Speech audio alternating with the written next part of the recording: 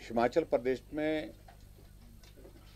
ये पहली बार शायद ऐसी परिस्थिति आई कि कर्मचारियों को 1 तारीख निकलने के बाद, 2 भी निकलने के बाद और 3 तारीख भी निकलने के बाद अभी तक सैलरी नहीं मिल पाई। और इसका अभिप्राय सीधा है कि हिमाचल प्रदेश में आर्थिक रूप से गंभीर संकट है। और कई बार मैं देखता हूं कि मुख्यमंत्री जी कभी बोलते हैं संकट है और कभी बोलते हैं कि संकट नहीं है, और कभी तो ऐसे भी बोल देते हैं कि 2027 तक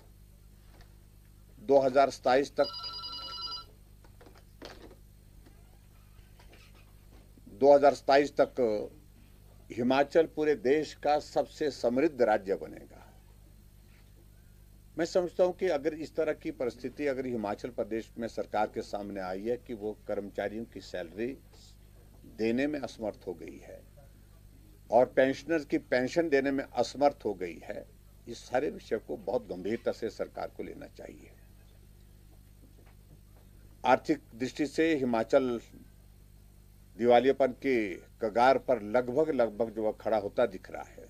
विकास कार्य रुके पड़े हैं हिमाचल प्रदेश में, और ऐसी सूरत में जो हमने विधानसभा के अंदर नियम 67 के अंतर्गत पिछले कल नोटिस दिया था कि सारा कार्य स्थगित करके विधानसभा की कार्यवाही का इस विषय पर चर्चा की जाए, लेकिन उस विषय पर चर्चा जो है फिलहाल डेफर कर दी गई है। और आज विधानसभा अध्यक्ष महोदय जी ने कहा है कि, और मुख्यमंत्री ने भी कहा है कि उस चर्चा को हम जल्दी लाने की हम कोशिश करेंगे। जब चर्चा होगी तो विस्तार से हम बात कहेंगे, लेकिन यह हकीकत है कि हिमाचल प्रदेश बहुत घोर आर्थिक संकट के दौर में से गुजर रहा है। मुख्यमंत्री बोलते हैं देखिए, केंद्र जो प्रदेश को जो मदद देते हैं, उस मदद के जो माध्यम हैं वो बहुत स्पेसिफिक हैं। केंद्र से क्या मिलता है? केंद्र से यही मिलता है कि रेवेन्यू डेफिसिट ग्रांट जो हिमाचल प्रदेश को मिलती है, 6 तारीख को शायद मेकल में उसकी एक किस्त आने वाली है, और उसे रोका नहीं गया, ना पहले रोका गया ना अब की बार रोका गया है। और इसके अलावा वो केंद्र से क्या मदद चाहते हैं?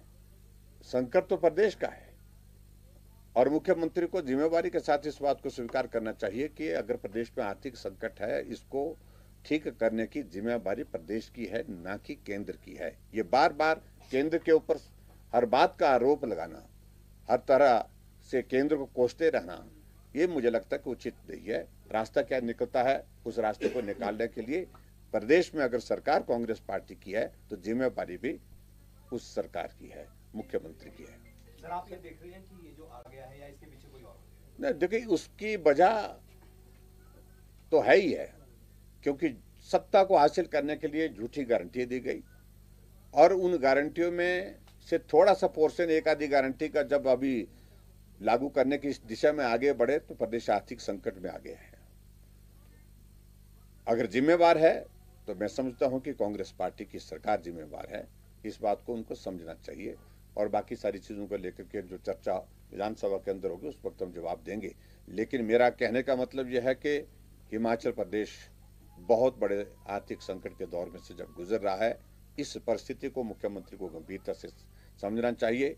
और जो कर्मचारी हत्याशी की बात बार बार कहते थे, हर भाषण में कहते थे, आज कर्मचारियों को पेंशन की बातें तो दूर की रही, फिलहाल स्थिति ये बन गई सैलरी भी समय पर नहीं मिल पा रही है।